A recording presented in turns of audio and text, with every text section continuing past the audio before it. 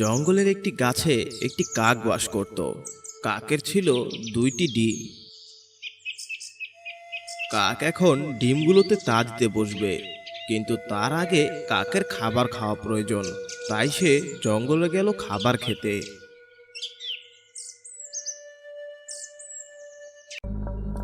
এদিকে কাকের অনুপস্থিতিতে ওই জঙ্গলেরই একটি সাপ কাকের বাসায় আসলো।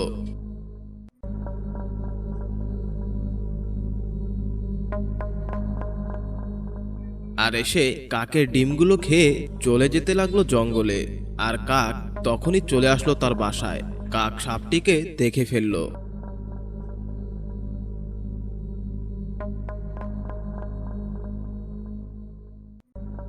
এইবারও আমার ডিমগুলো খেয়ে গেল ওই শয়তান সাপটি।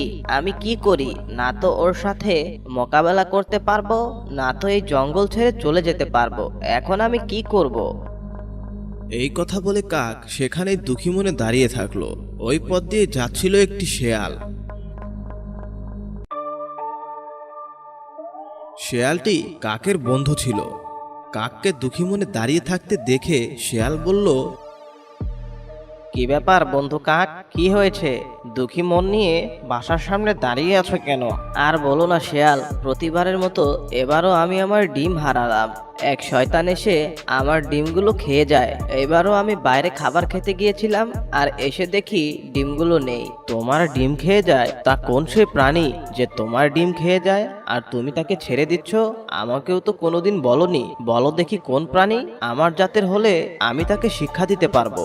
না না শেয়াল, ও তোমার জাতের না। ও হচ্ছে একটি বিষাক্ত সাপ। প্রতিবার এসে আমার ডিমগুলো খেয়ে যায়। আমার যদি ক্ষমতা থাকতো তাহলে আমি ওই সাপটার লেজে পা দিয়ে ওর মাথাটা কামড়ে ছিঁড়ে ফেলতাম। তবু তুমি মারা যেতে শেয়াল বন্ধু, কারণ ওই সাপটা বিষধর। তুমি যখনই কামড়াতে যেতে তখন ওই সাপটা তোমার জিভের মধ্যে কামড় দিয়ে ধরতো, তখন তুমি মারা যেতে। তা সে যাই হোক না কেন, ওই সাপটাকে আমি মারবই মারবো। ও আমার অনেকগুলো ডিম খেয়েছে, তা না হয় বুঝলাম, কিন্তু কিভাবে তুমি ওই সাপকে মারবে? কি পরিকল্পনা করেছো? ওই সাপটি যখন রোদে শুয়ে থাকে তখনই চুপচাপ গিয়ে ওর চোখ দুটো উখড়ে দেব, তারপর ওকে ঠুকরে ঠুকরে মেরে ফেলবো। আমার বুদ্ধিটা কেমন লাগলো? কিন্তু সাপটা যদি টের পেয়ে যায় তখন তো ও তোমাকে ওর লেজে পেঁচিয়ে মেরে ফেলবে। তুমি তখন ওই সাপের হাতে মারা পড়বে। তুমি কিছুই করতে পারবে না ওর। কেন, আমাকে কি বোকা পেয়েছো নাকি? ও যখন ঘুমাবে তখনই নিঃশব্দে আমি ওর কাছে যাব আর গিয়ে ওর চোখ দুটো উখড়ে ফেলবো। ও বুঝতেও পারবে না। কাকের এই যুক্তি শুনে শেয়াল ভাবতে লাগলো। অনেকক্ষণ ভাবার পর শেয়াল বলল, শোনো কাক, তুমি আমার বন্ধু, তাই তোমাকে আমি কোনো খারাপ পরিকল্পনা দেব না। তুমি যেভাবে সাপকে মারতে চাচ্ছ তার সফলতার হার খুবই কম। সাপ যদি একবারও টের পেয়ে যায় আর তুমি যদি ওকে মারতে না পারো তাহলে তো অনেক বড় বিপদ হবে। ও তো শুধু তোমার ডিম খেতে তোমার বাসায় আসে, কিন্তু এরপর থেকে ও তোমাকে খেতেই আসবে। তখন তুমি কি করবে? তাহলে ওই সাপটাকে মারবো কিভাবে? ও তো আমার চরম শত্রু। জঙ্গলে এমন কোন পশু আছে যে ওই সাপের মোকাবেলা করতে পারে? শোনো কাক, সাপের জাত শত্রু হচ্ছে বেজি। বেজি একমাত্র সাপকে ধ্বংস করতে পারে, কিন্তু বেজিও অনেক সময় সাপের ছোবল খেয়ে মারা যায়। বেজি? জঙ্গলের বেজির সাথে আমার তেমনটা বন্ধুত্ব নেই, তাই আমি বললে ও কেন সাপকে মারবে? বেজি যদি তোমার বন্ধু হতো তবে কি আমরা ওকে পাঠাতাম নাকি? শত্রুকে ধ্বংস করতে বন্ধুকে পাঠানোটা সবচেয়ে বড় বোকামি। তাহলে কি করা যায় শেয়াল, তুমিই বলো। ওই সাপকে তো আমাকে মারতেই হবে। ও আমার অনেকগুলো ডিম নষ্ট করেছে। একজন মা হিসেবে আমি যে আর চুপ থাকতে পারছি না। শোনো কাক, যার সাথে শক্তিতে পারা যায় না তার সাথে বুদ্ধিতে মোকাবেলা করতে হয়। আমাদেরকে মানুষের মতো ভাবতে হবে। তুমি দেখো না, মানুষ শেয়ালের হাত থেকে বাঁচার জন্য বাড়িতে কুকুর পোষে, যাতে করে আমরা ওর বাড়ির আশেপাশেও যেতে না পারি। শত্রুকে আটকাতে ওরা শত্রু ব্যবহার করে, তাই তো ওরা নিরাপদে থাকে। এইরকমটা আমাদেরও করতে হবে। তাহলে তুমি ভাবো কিভাবে ওই সাপকে শেষ করে দেওয়া যায়। ওই সাপকে শেষ না করতে পারলে আমার মন শান্ত হবে না। ওই সাপটা আমার সন্তানদেরকে পৃথিবীর মুখ দেখার আগেই খেয়ে ফেলেছে, তাই ওকে আমাকে মারতেই হবে। শেয়াল আর কাক দুজনেই ভাবতে লাগলো কিভাবে সাপকে মারা যায়, তাও আবার সাপের শত্রুকে দিয়ে।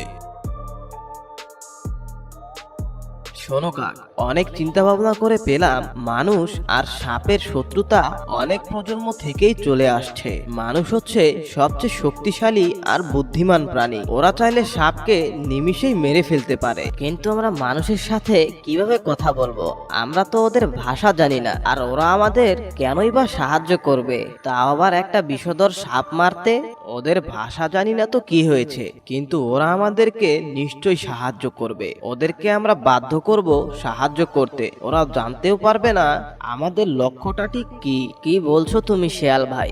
মানুষ নিজে এসেই সাপ মেরে যাবে, কিন্তু ওরা জানবেও না যে সাপটা আমরা ওদেরকে দিয়ে মারালাম। তাই আবার হয় নাকি? হ্যাঁ, এইটা করা সম্ভব। তবে শোনো আমার বুদ্ধি, তুমি মানুষের গ্রামে গিয়ে মানুষের প্রয়োজনীয় কোনো ছোট আর হালকা একটা জিনিস উঠিয়ে নিয়ে আসবে। ছোট হলেও তা যেন মানুষের অনেক কাজে লাগে। ওই জিনিসটা নিয়ে এসে যদি তুমি ওই সাপের ওপরে ফেলতে পারো, তাহলে দেখবে ওই মানুষরা ওই সাপটিকে মেরে ওই জিনিসটা নিয়ে যাবে সেখান থেকে। কিন্তু মানুষ যদি আমার পেছনে না আসে, তখন কি হবে? আর কি বা এমন জিনিস আছে যেটা আনলে মানুষ আমার পেছনে আসবেই আসবে?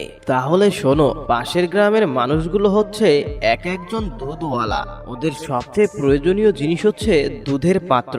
তুমি যদি একটা ছোট দুধের পাত্র ওদের সামনে থেকে চুরি করে এনে সাপের উপর ফেলো, তাহলে ওই মানুষরা ঠিকই আসবে তোমার পেছু পিছু। আর সাপের কাছে পাত্রটি দেখে ওরা সাপকে মেরে ওই পাত্রটি সেখান থেকে নিয়ে যাবে। তোমার এই বুদ্ধিটা যথাযথ উপযুক্ত লাগছে আমার কাছে বন্ধু। আমি তাই করব। গ্রাম থেকে একটি দুধের পাত্র এনে ওই সাপের উপর ফেলবো। আশা করা যায় দুধওয়ালারা এসে ওই সাপটিকে মেরে পাত্রটি সেখান থেকে নিয়ে যাবে। এরকম বুদ্ধি দিয়ে শেয়াল সেখান থেকে চলে যায়। কাক সুযোগ বুঝে গ্রামে উড়ে গেল। গ্রামে গিয়ে একটি দুধওয়ালার সামনে থেকে তার দুধের পাত্র চুরি করে নিয়ে জঙ্গলে পালিয়ে আসতে লাগলো।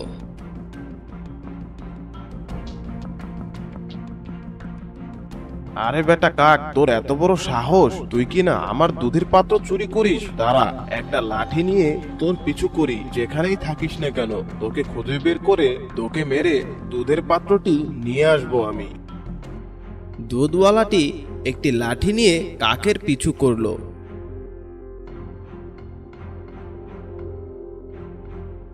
এদিকে কাক জঙ্গলে এসে সাপের উপরে ওই পাত্রটি ফেলে দিল, আর কাক সেখান থেকে চলে গেল।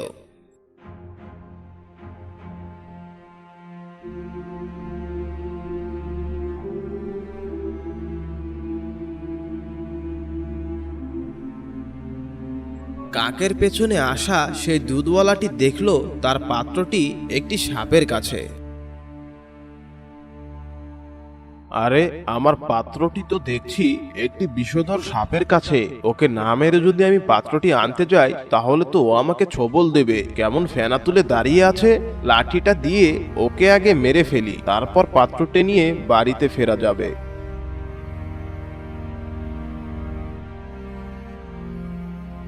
দুধওয়ালাটি সাপটিকে মেরে ওই পাত্রটি সেখান থেকে নিয়ে বাড়িতে চলে যায়।